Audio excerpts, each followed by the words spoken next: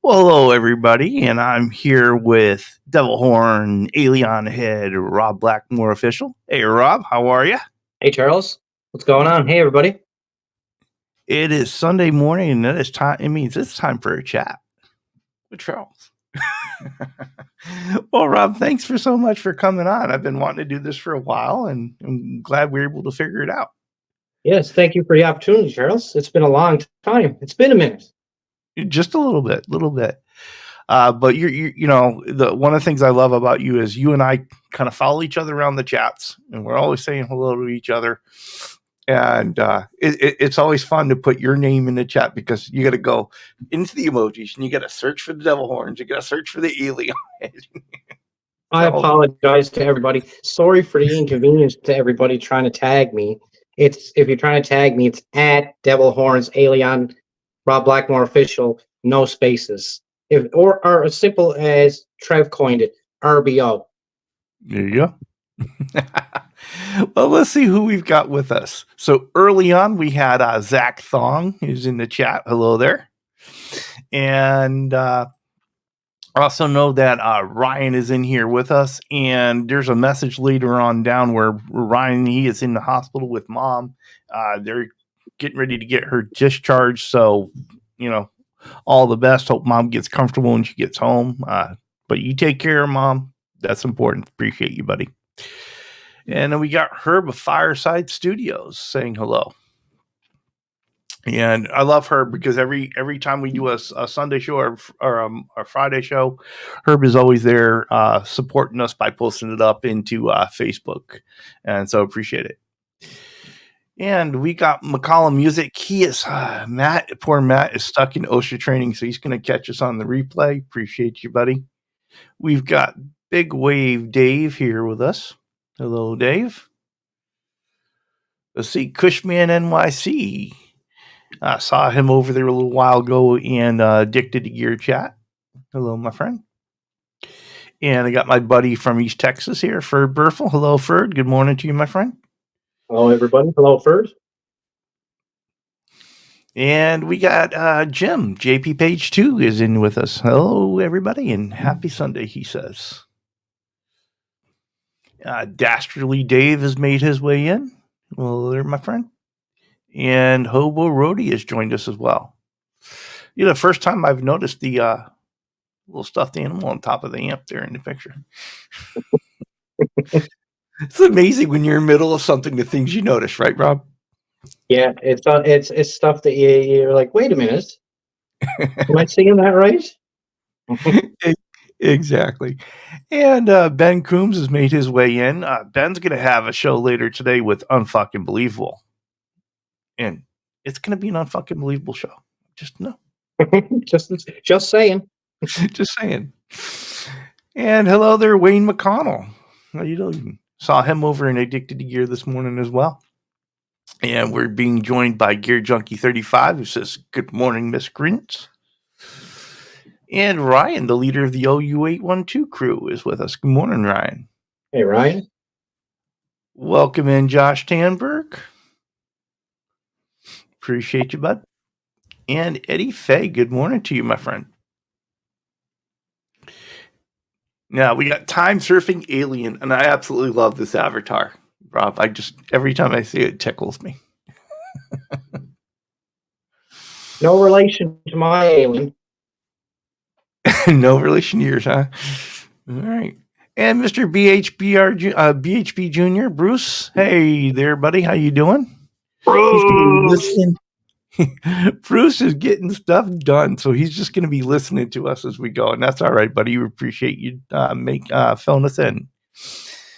And Bonkers has made his way in, and he's saying, "Good morning, dudes." And we've been joined by Guitar Man 45. Thank you. Bo is here. That's right. Herb is billing me 50 cents a post, and it's adding up. I'm going to have to pay you up pretty soon, I guess. I think that was Rob, I think it was your bills due. Yeah. Oh, my. And Blackjack Guitar has joined us. Hello there. Blackjack. And Steve Rezer has made his way in saying hello to everybody. And Michael B as well. Hello, my friend. Hello, And that up in the chat. So thank you everybody for joining us.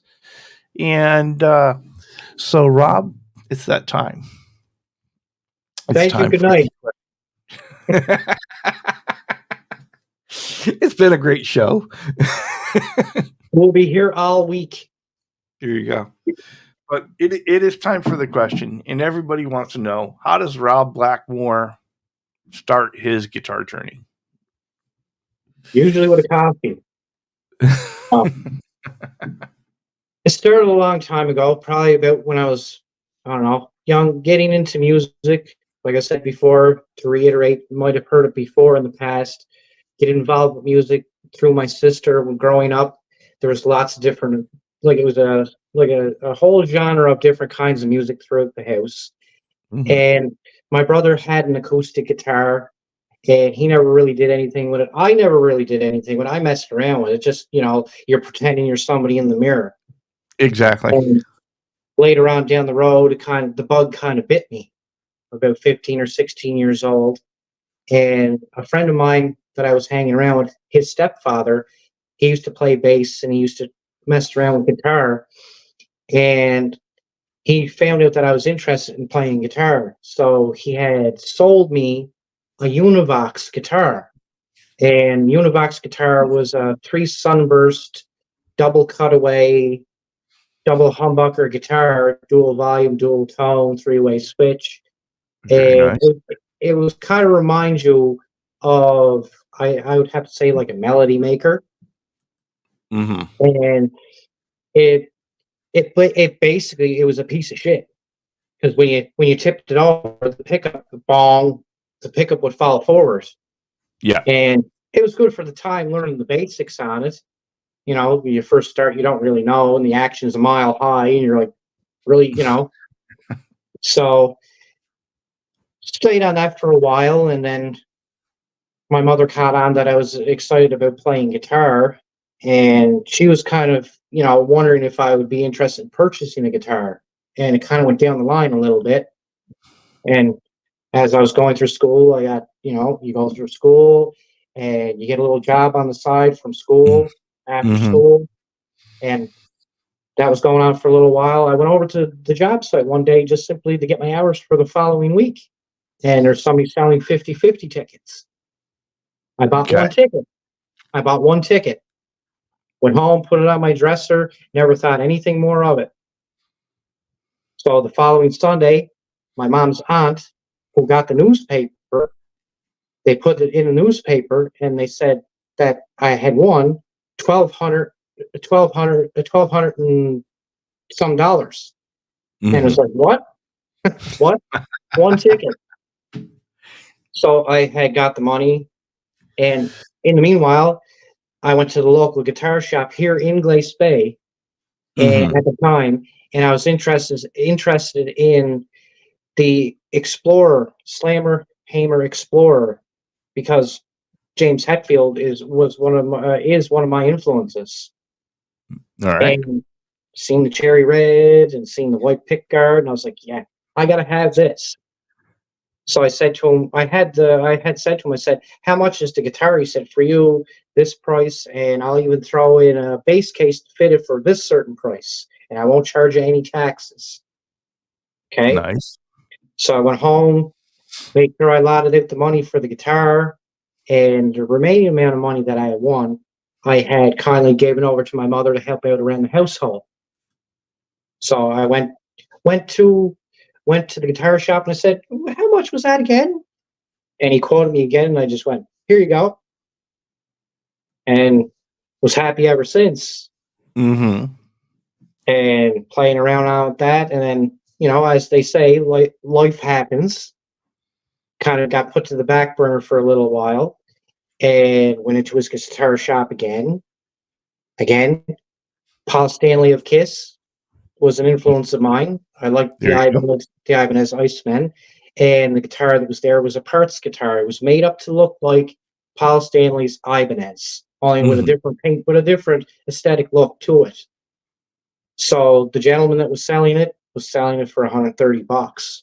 So I had 100 in my pocket. I said, well, if he'll take $100 for it, if you can call him, you got a sale.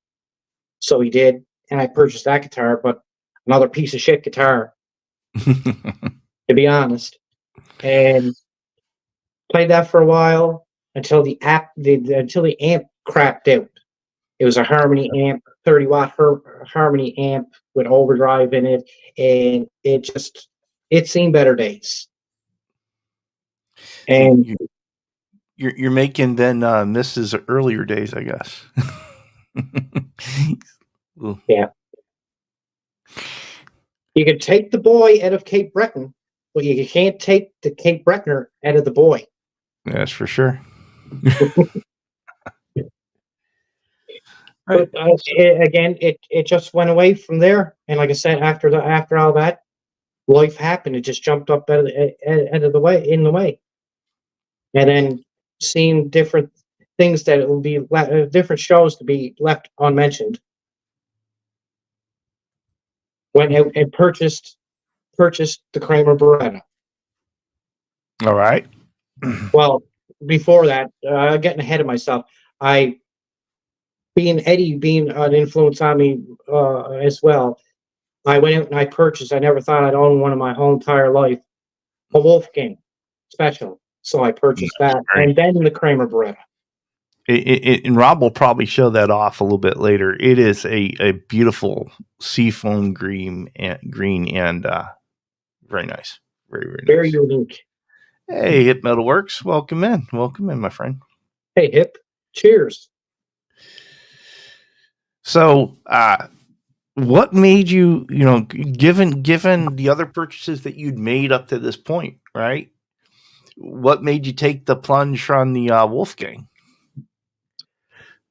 Well, on the Wolfgang, like I said, Eddie is an influence of mine, and I've always growing up, my mother. You wouldn't think your mother, she likes April Wine, and she likes all these here different other songs. And then what sprung from there was when they had Van Halen had put Balance out on a local radio station around here. They played certain songs and they played them to death, and they played them to the point where I don't like that. But every time my mother she heard Jump. She's, oh, that's cool. And then when they put out Balance, she heard Can't Stop Loving You. I like that. I love that song. I love that song. And she's like, okay. Every time it come on, she turn it up and listen to it. And because of the actual album cover of the Twins, it was controversial because you go into the record shop, they wouldn't show the album cover. And it was like that and Megadeth Euthanasia, the babies on the clothesline, they wouldn't show that album cover. And it was Easter time. Still, there's the Easter Bunny kids. There's Easter Bunny. got me the Balance album. And I was like, I never thought my mother would buy me an album with that on it. The album cover initially. And she's like, you like that? I'm like, yeah, that's Van Halen. The same band that, plays Jump. Oh, Jump. They're the guys that play Jump. Yeah. These guys. I'm like, yeah. And I said, that song you like, Can't Stop Loving You, is on this album. So it just springboarded from there with Van Halen. And you listen to one album, you got to go back and listen to the rest of the material. And it's like a musical diet, if you will. It is. I always found that it's really interesting how you get led from one band to another, right? Because you sit there, you can find a band you really like, and then they start talking about who influenced them, right? And you go down that rabbit hole. And it's also interesting to see with you talking about your music experiences with your mother's, right? There are things that your mother liked that you liked, and things that you liked that she was like, oh, this is really cool, and that pass back and forth of music, and it's something special to share, right? It ties you together. As Sammy Hagar said, to receive love, you have to give love in order to receive love. That's not enough. You need more. So, I wanted to go back into your story here a little bit about your journey.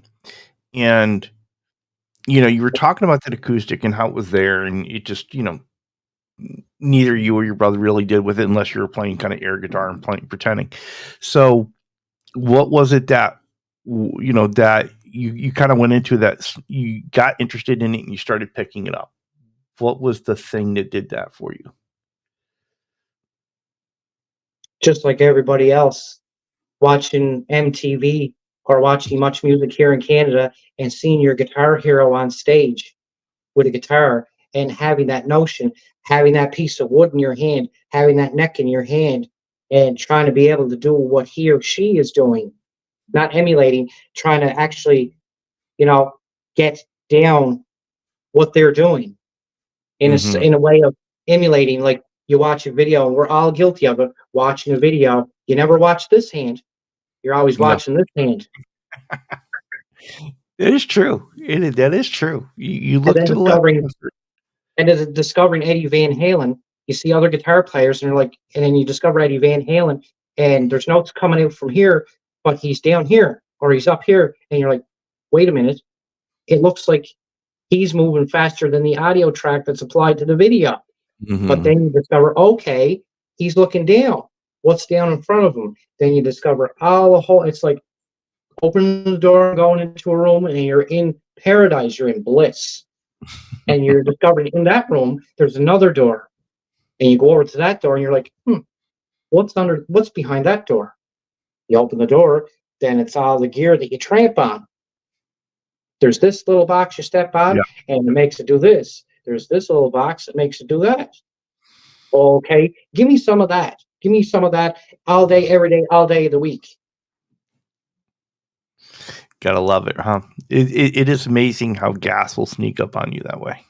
Exactly. Gear association syndrome. So, and you kind of talked your way through a lot of these guitars, and it seems like you're one of those guys that when you're looking at a guitar, you're looking for that style of guitar that your heroes were playing. You want to play what your heroes played. Also, yes, guilty of that. Mm-hmm. Sporadic purchase. Just because I can. But learn to discover now that still a fan of all the music that I always was a fan of, still influenced by different guitarists, especially Eddie Van Halen. And now the last year and a half, it's been Gilmore. And I need more. I need more because when you peel back the layers and you see how he plays, Mm-hmm. it's a lot simpler. It's a little bit, not that it's easy, it's a little bit more, I find it a little bit more comfortable. Like John DeShane said, where Yeah, it's all. John put it really good once. He says, Gilmore is so much more melodic. exactly. And it's true. The pentatonic scale will definitely unlock your neck. Speak of the devil. John, we just said your name. We were just talking about you. Brother John, love him. Love you, sir. You are my elder couch curmudgeon, and I acknowledge you. Yeah, John definitely has he feels um that whole Gilmore vibe. He has that melodic nature of his playing within it. Mm. And so much enjoy that. And it's very true what John is saying. He has his Sir guitar. He has his go-to guitars, and he has now, hopefully, because it sounds really great, the Sir amp. Mm-hmm. And what John said, whether you choose his Sir guitar or a Telecaster, and it's a throwback to vintage guitars, that guitar is going to be brutally honest with you. If you're sounding like a piece of shit, or you're sounding, pardon my expression, but you're sounding like a piece of shit, or you sound like a piece of crap, at least the guitar is being honest with you, and then you can focus on the stuff that you muff up on. You can play everything else perfectly fine. Focus on the stuff that you muff up on, Yep. And keep focusing on that and your pentatonic scales. Not that you have to keep on doing, like Eddie said, the block-headed stuff all the time. You can move it up and down the neck, create your own. There's 12 notes. You can put them anywhere you want, any order. But to have something that'll speak back to you in a sense and be brutally honest with you, at least there's a light at the end of the tunnel. You know where you're going. You know what guitar path you're on. Mm-hmm. Well, what was your journey in actually learning to play guitar? How did you go about learning to play guitar?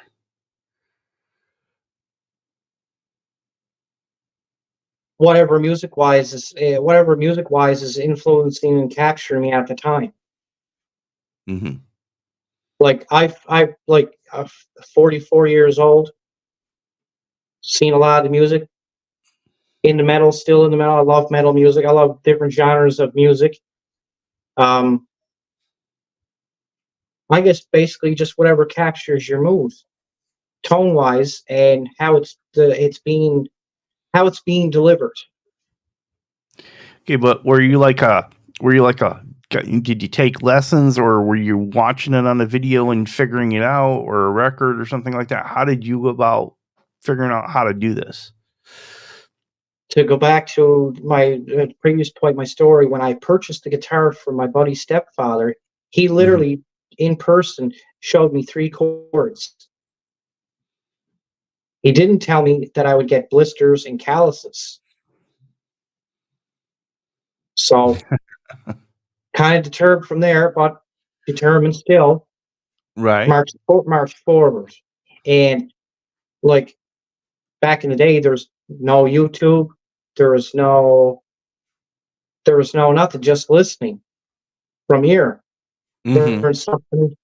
Learn something from that. And then when this YouTube thing come around,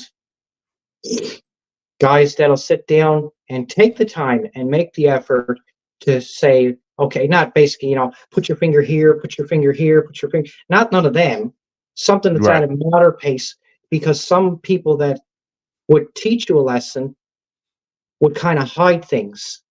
It was like they're holding back and they wouldn't be as explanatory to you.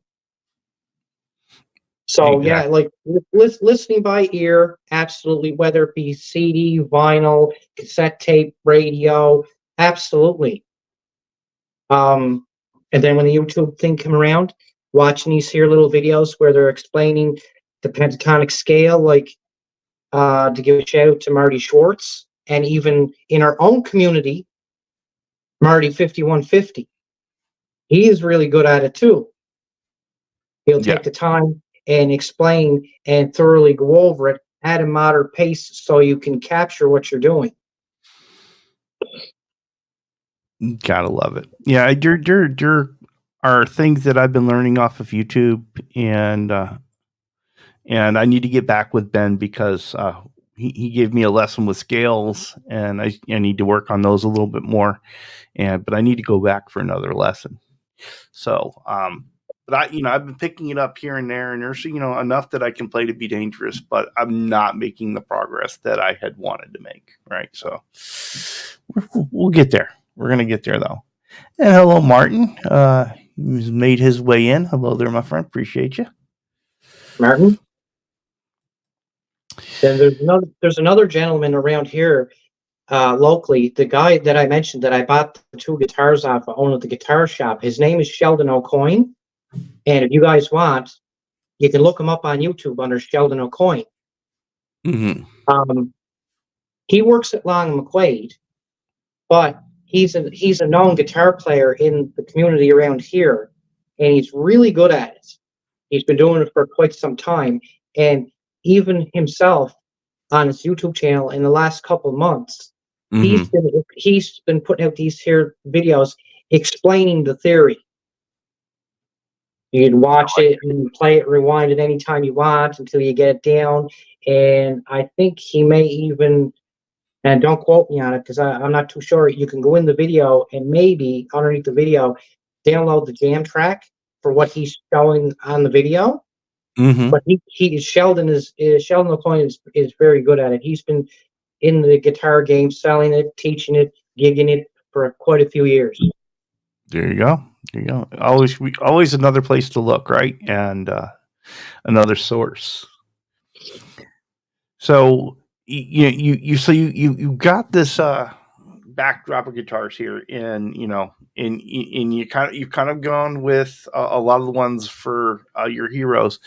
So is there a dream guitar out there for you? Is Yeah, there a and well, the Wolfgang is one of my dream guitars. Mm-hmm. I've always wanted a Wolfgang because of Eddie. And the only reason why I didn't buy a Frankie is because it's at my price point. Otherwise, I would have Frankie hanging on the wall. I absolutely love Frankie. I love the Wolfgang just as much. Mm-hmm. And got the Wolfgang, got some Jacksons, got some Epiphones, a Squire. But most recently, the guitar that I'm after, and I have to kind of wait, is I want a Defender, but I'll settle for a Squire because I have the Squire. I know some people say they're shit quality, and I have a Squire Telly, and it is not shit quality. It is what it is. And See, you just answered Ben's question. Does Rob own a Telly? Yeah, he's got a Squire Affinity Telly. He's pretty nice too. We'll get to that. We'll show that off in a moment or two. But my next thing I really want, where Gilmore is definitely a main influence on me, is I want to get a Squire Classic Vibe 50s black Stratocaster with the glossy urethane neck and fingerboard. And the only thing I want to do to that guitar is simply black pick guard and change out the pickup covers, the volume and tone knobs, and the switch tips, etc. And go from there. And like I said, bide my time, change the two pickups out to what he had, and a little toggle switch. And instead of paying that, custom shop price, then I'll have my version of, or my interpretation of David Gilmour's Black Strat. Nice. Yeah, we were talking about that yesterday, and I'm loving this plan. I'd love to see that coming together. It should be in the near future. Maybe by Christmas, maybe not. But if not, it is definitely in the works. Excellent. So, is there a song that you don't currently know how to play that you really want to learn how to play? Well, it basically right now it's just doing the theory, getting the feeling of how to go back and forth with the pentatonic scale, and like Eddie would say, being legato, connecting one pentatonic box to the other and be able to go back and forth in keys.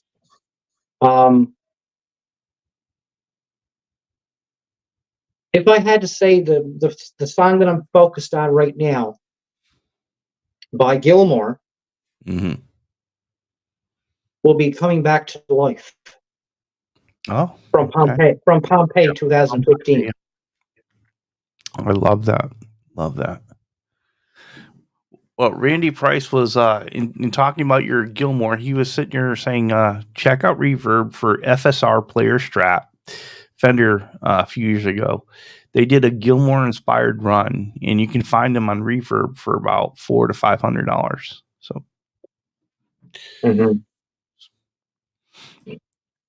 I had seen a video, and I think it was from the UK, and I think it was a couple years ago. There's a gentleman sitting down with a Gilmour-ish like Strat, and it was like he's sitting in a guitar shop like we all do. And I was like, great.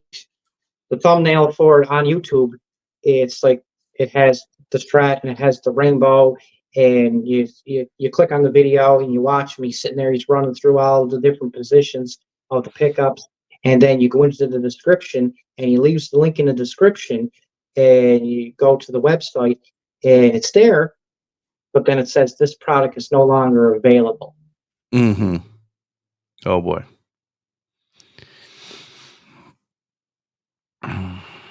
Like I was really interested. I was talking to Randy through the chat on Ryan's show about Charvel guitars as well, because they struck my interest with the Floyd Rose. Okay. And like they said, if you can't get a Frankie, it's kind of in the same direction, neck wise, body wise, almost.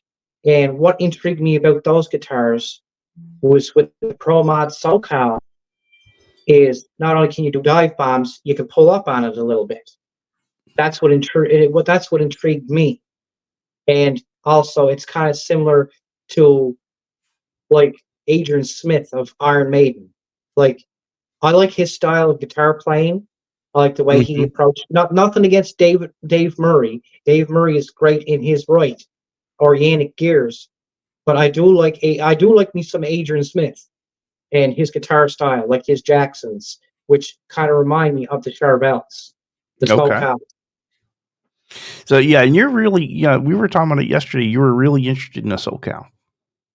Yeah, yeah, and the two that I'm really interested in is the Pro Max SoCal, the red Ferrari color, or the black, the other counterpart of it, the all black with the caramelized maple neck, or the plain maple neck. Nice. And so a lot of guys like that satin maple neck, and with uncovered fretboard. But you and I were talking yesterday, and you got a little bit of a different preference there. Mm-hmm. I like a little bit of both. Like to me, I know people say, well, strat wise, you could either have rosewood or you could have Indian laurel. Mm-hmm. I would, like I said, if it came down to it, I wouldn't mind a laurel board or a rosewood board. It wouldn't mind. But when it comes to a strat with me, I would prefer a solid maple neck with the gloss urethane finish, Mm-hmm. front and back. And what is it? What is it about the gloss finish that you like so much? I think it's just aesthetics. It's just aesthetics. Like if you get a cherry red Stratocaster and you get a gloss urethane maple neck on it, the gloss maple neck makes the guitar pop. The same way if you have a black and white Strat or an all black Strat, if you have that same color neck, it's going to make it pop. It draws a little Mm-hmm. bit of attention. Yeah, I got you. Makes sense. It's the same way with the Wolfgangs. They're all maple neck and they have the satin finish. It's the same kind of as the Telecaster. It has a great feel under it. Mm-hmm. So when you're out and you're looking at guitars, right? You usually go in looking for something specific, or you just kind of seeing what's there. I'll walk into Long and McQuaid. I'll walk along the actual sale wall or the price, like the exact same price as they are. If something catches my eye, I'll pull it down. I'll look at it, and then I'll just say, okay, give it a minute, because you don't not the first thing you run into, and you look and you pull something down, and if it feels right here, if it resonates without plugging it in, if it resonates, Mm-hmm. more than likely that's the guitar you're going to take home. Yeah. Because the last time I was out there looking at Right. guitar, I had pulled down a Kramer SM1, and that was very resonant. Yeah, I've always, I think that is one of the things that I do too. I know that if I pick up a guitar and it resonates acoustically, then it's gonna most likely sound really good through an amp, right? And so if a guitar kind of is dead that way, I'm not as, if it's dead, I'm just not as interested in it. Mhm. And like I said, I was going out for the the Epiphone Les Paul 60s Ebony that I have. Before that, I was looking for a Les Paul, either Mhm. 50s or 60s. I originally wanted to get an Epiphone 50s gold top, and Okay. it was there. I pulled it down. I played it. It wasn't very resonant, but it had a nice neck on it. Mhm. Then my wife said to me, "Well, just give it a minute. Hold on a second. Try this here. Try this black one." So it was the 60s standard Epiphone Ebony. I pulled it down. I tried. It was very resonant, and it was a lot better feeling neck. And I was like, "Yeah, okay." Even though I want gold, I do like black with the cream color, the suit and tie, if you will. I gave myself a day in the difference. Then the next time I went back out, I said, "Yeah, that guitar is coming home with me." Gotta love that, right? That's the feeling when you see it and you lock eyes on it and you put your hands on it and it just does what you want it to do. And it's true what Gilmore says. Mm. If you can pull a guitar down and it's resonant, you're going home with that guitar. But each and every guitar is going to give you a gift, whether it be a song, whether it be a riff, Mhm. whether it be make you a better player. It gives you the influence in that way. It gives you a gift. I like that. I like that. And it's true because it's um different style guitars will uh they'll motivate you in different ways, right? They'll inspire you in different ways. And it may take you down another rabbit hole of a style of music, perhaps, right? Um, I know for me, when I'm out looking, I'm a sucker for two things. I'm a sucker for a telly, and I'm a sucker for a hollow body, right? And so when you're out and you're looking, uh, is there a style that gets you first? Mm, I think it's vintage guitars in general, Hmm. but I do like some modern guitars, like the the uh, the Charvel Pro Mod series, Uh-huh. whether it be SoCal, whether it be San Dimas, or whether it be the DK24 or the DK22. Like the Charvel DK22, it's 22 frets, and instead of having a humbucker, it has the mini humbucker, the hot rails or the cool rails in it, and you can split the coil.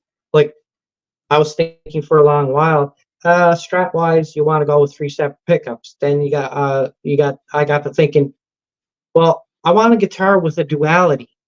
Hmm. I want to be able to take that guitar, play my Van Halen on it, and also play my Gilmore on it. There you go. But then you get this here wall, you're like, well, you have a guitar that's EVH. Why don't you go get a guitar that would suit just Gilmore or straight for traditional rock and roll? If you want to Hmm. put it that way, traditional rock and roll. I know a lot of the guys in the community will have a different guitars for different tunings, right? And then different guitars for different styles of music. But there is nothing like a Telecaster that is it's a tool, right? It can do a lot of different stuff, but it can be unforgiving, right? And so, Yeah. but there's something about that for me.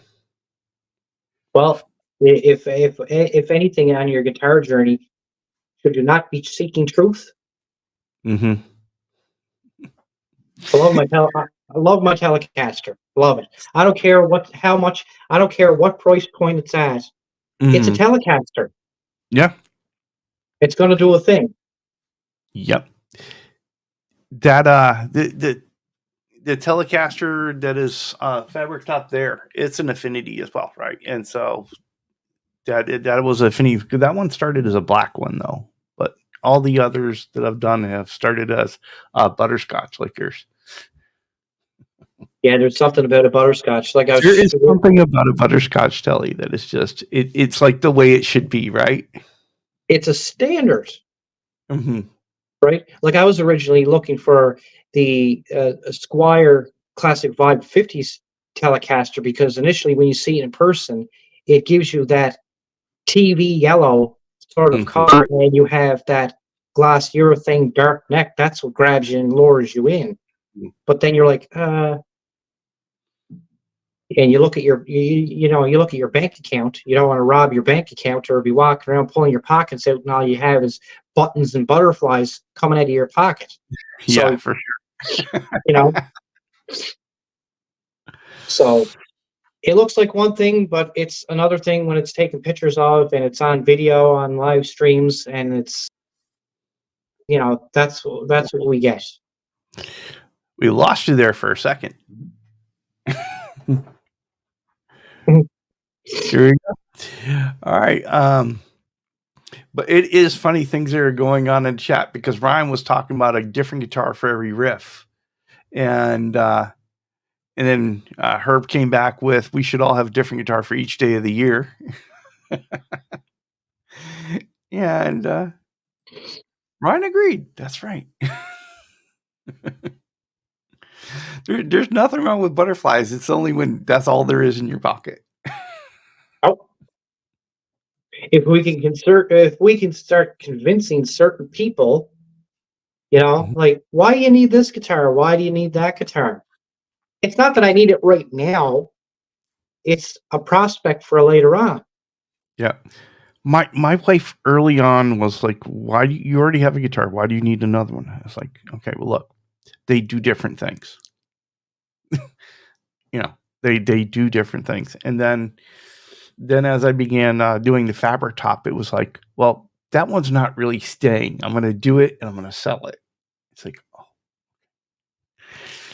So it's, so now sometimes I'll get something and I'll be like, well, that's a project guitar. It'll go after we'll make and then it never goes anywhere. No, absolutely not. Mm.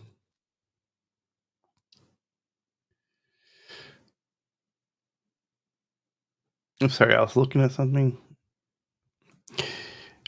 So, OU812 saying, Robbie, you have to start a YouTube channel based on guitars, and then you can say, well, I got this guitar for content. I've heard that one said before. I know, I get it. My YouTube channel consists of maybe 3 videos and a couple of shorts. My plan was when I originally started it was to start a YouTube channel, do certain things. I have one unboxing video, one tribute video to Eddie Van Halen, then a test live and a short. Okay, you can't sue me, guys. My guitar journey and purchasing get in my way. If I didn't do that, I would have had a laptop, and I would be here. I have a bad case of gas, guys, and I can't find any relief from the gas. No, you get that guitar and then you're immediately on to the next one, right? Sometimes it's like that.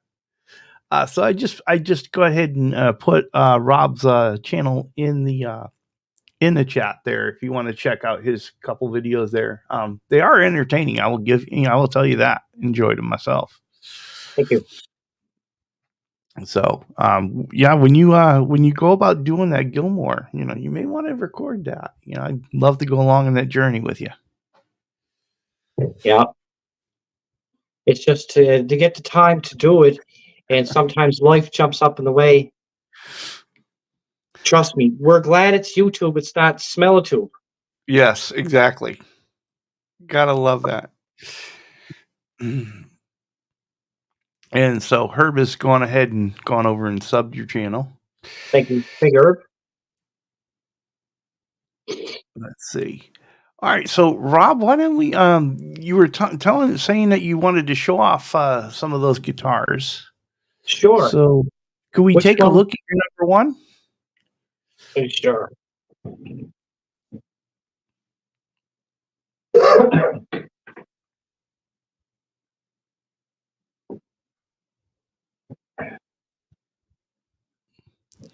And here it is.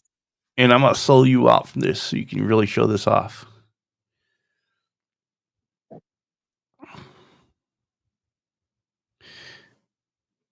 So the Wolfgang special, and it is. I absolutely love the seafoam green here. Absolutely great. And also, when you everybody knows you purchase these here, they do not come with the 5150 decal. This decal was custom made for me. It matches, as you see, the same font that's on the headstock, the exact Very same nice. color, the exact same font. There's a local lady in the neighborhood that makes the decals, and my wife had it made for me in the exact same size that you would buy the 5150 decals through EVH, the same size. It's just that Mm-hmm. she went with the plain black with the thin font. There you go. Matches up perfect.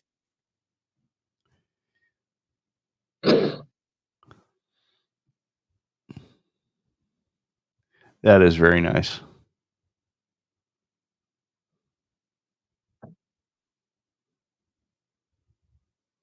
That would be my number one. This is the guitar that gets played less, believe it or not, and I do baby it because this was a dream. This was a dream guitar for me. Yeah, that's the thing. It's funny. Sometimes you get with your number ones and you kind of get weird, right? You get really protective of them. You're like, well, let me see what I'm really doing here, and because I don't want to mess it up. Mm-hmm. Yeah, Eddie Fay says that was a really cool surf green color. And Ryan was asking if you had any mods other than the decal. No, it's just straight up Wolfgang. The only thing I done to it is like we discussed it a long time ago when I very first purchased the guitar. Unbeknownst to myself, there was something wrong with the detuna. It was the grub screw that was in it. It was Right. down. I literally played it a couple times, pulling it in and out. Push down. Some guys push down on the tremolo arm and pull it out. You got to push down on it and pull out because, like Ron said, underneath the black pin, there's a little piece of metal that pushes up, and you got to slide something underneath there to depress that down to get the pressure off of it. So it makes it easier for that detuna to come in and out. So just to push it down and pull it out, and it was basically the grub screw that went in it, and I had to go and purchase another detuna and put the brand new detuna on it and have it restrung, and it's perfectly fine since then. Excellent. So, what else do you have back there that you'd love to show off? As we say, we all love one of these. Yep, that butterscotch telly. And you got the gold Squire logo, which is one of the nicer ones. All vintage tuners. Mm-hmm. Maple satin neck.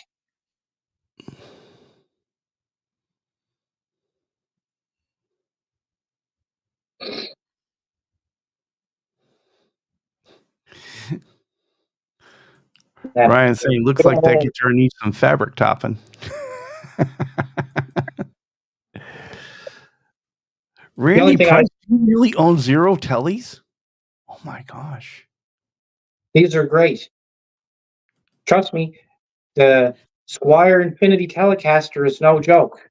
This here for me was $232, but it's a tool, it's a workhorse. It's fantastic. You know, with the fabric topping, I've been through a bunch of those the Squire Affinity tellies, and they make a great start. I've only had come across one where I had to ditch the neck on because it was just, it was a little warped and it wasn't going to straighten out with a fret job. But I've had really good luck with them. Bought a lot of them used. And another one that I have, that my last and most current purchase that I had. Ferd says he's got one just like yours. All right, let me get you soloed up for this one. All right, so tell us the story on this one here. This is the Les Paul. This is the Epiphone 60s ebony Les Paul that I had. My last and most current purchase. It's an Epiphone Les Paul 60s standards. Mm-hmm. They advertise it with Grover tuners, but what they actually come with is a set of Wilkinsons, which are just as good as the Grover tuners. They're very smooth, 18-to-1 ratio. Very nice. They say that this guitar here is Indian Laurel. It is not. It is definitely not Indian Laurel. It is definitely rosewood. It does. Yeah, it looks awful dark for Indian Laurel.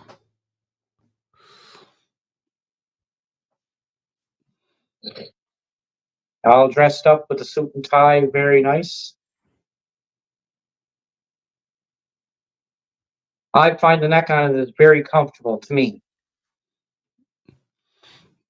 It has a Pro Bucker 2 and a Pro Bucker 3 in it. It sounds very good.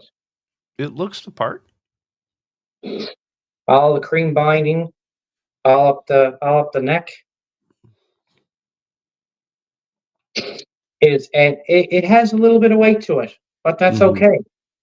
It's really nice.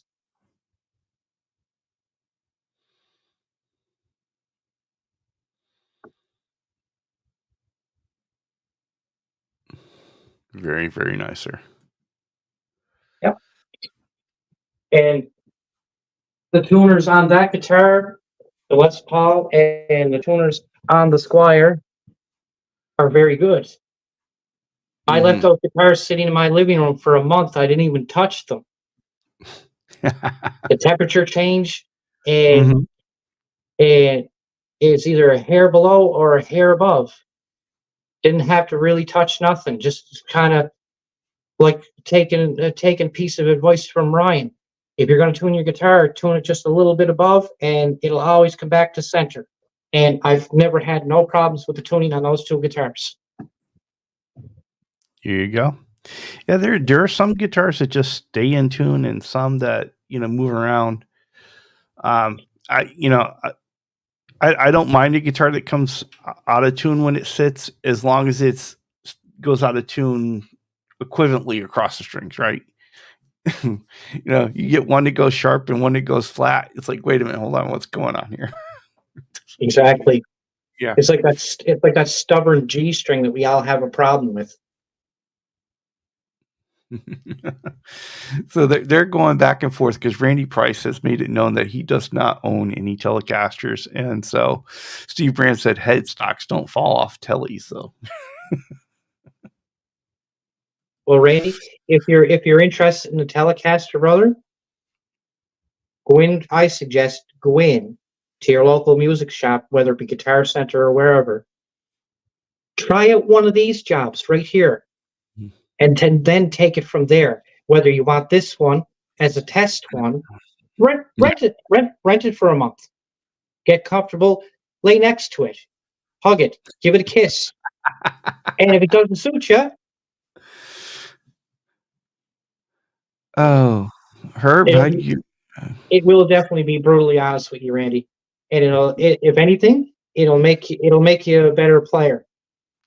It does. I have noticed that with my tellies is that I'm a lot more careful than I am on them than with Strat, right?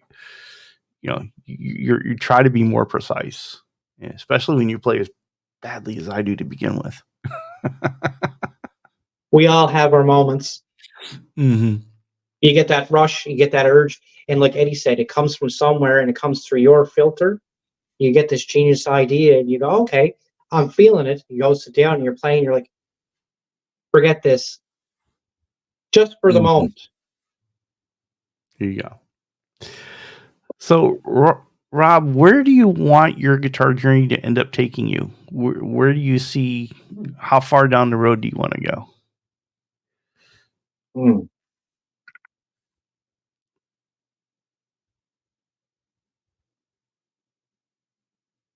To allow to know that I've achieved something, where achieve something that I want to achieve.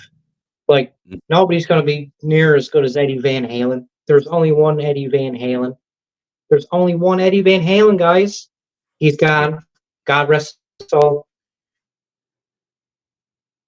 You are only as good as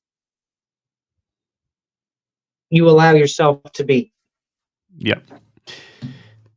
Y- You know, I've been thinking a lot about that lately because, I got into guitar because it was something that I had always wanted to do. And I hit 50 and I was like, okay, I don't want to look back and say I haven't, ever done this.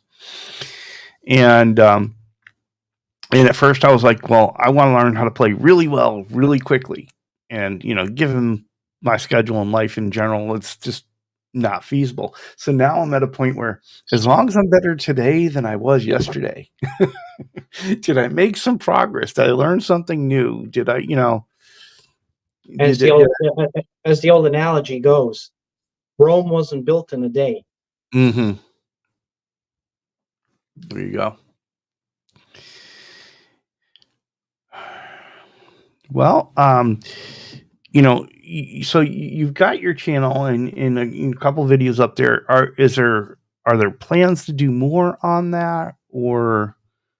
Once I see myself clear of this guitar bill, the Mhm, guitar bill that I have, because all the guitars, I'm not.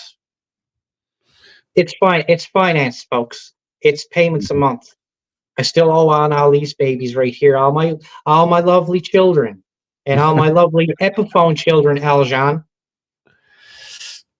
There you go. Once they're paid for, the next guitar that's trying to elude me, once the Black Strat is under wing, and I Mm, have that fixed up, there's going to be an amp. There's going to be different, because the amp I'm playing through right now is basically a practice amp. It's the Fender Mustang LT25. I know it's a okay. modeler, but still, everybody's guilty of having a modeler amp or modeler something or other. We've all had one at one point. The amp that I'd really like to get is, I know again it's a modeler, but there is clean channels you can hook. You don't have to use what's in the amp. You can, hook up pedals to it and go about it Mhm. that way, and add another speaker cab to it, and there you go. I would personally like to try out, and this is just theoretically speaking. I would seriously like to try out the Boss Katana Gen 3 with the other little features, with the push feature when you turn it up at the edge of breakup, and it gives you that tube like push. I know it's Mm, nothing like playing a tube amp. And like Gilmore says, there's nothing like playing and be able to lean back on it and it holding you up. Like I can't do that in this house because my neighbors would complain. yeah. Pesky neighbors. Mm. Well, we're kind of running out of time here real quick. I want to thank you for coming on. This has been a really great time and I really appreciate it. Is there anything you'd like to close out with? Mm. Keep on playing. Just Yeah, keep on playing. I love Listen, that. that little clip, that one little clip that Eddie's sitting on the couch in Brian Adams' dressing room, Hmm. because that's where it's from. Eddie's saying, keep on playing. Just keep on playing. No matter what it does, if life jumps up in your way, whatever happens, please, there might be something there to discover. Keep up with it. There you go. I think that's a good piece of advice, and that's something really great to leave with. Before we head out here, a couple reminders. Music Therapy Lab should be on coming following us. It's always a good show over there. Ryan and the Yo812 crew will be having a great Sunday jam, 5 o'clock in the afternoon Eastern. And Unfucking Believable will be the guest of honor on the Ben Coombs show tonight. And so it is going to be an Unfucking Believable show. So make sure you head on over there and spend some time with the rest of the community. Have a great Sunday. Rob, hold on, and we'll be right together as soon as we let the rest of these folks go. It's been a pleasure, but it's been a pleasure, Charles. Oh, it certainly has for me as well, and I appreciate you coming on. Everybody have a great Sunday. Play some guitar, play it again, and have a good time. All right, till next time. Let's see. Come over here.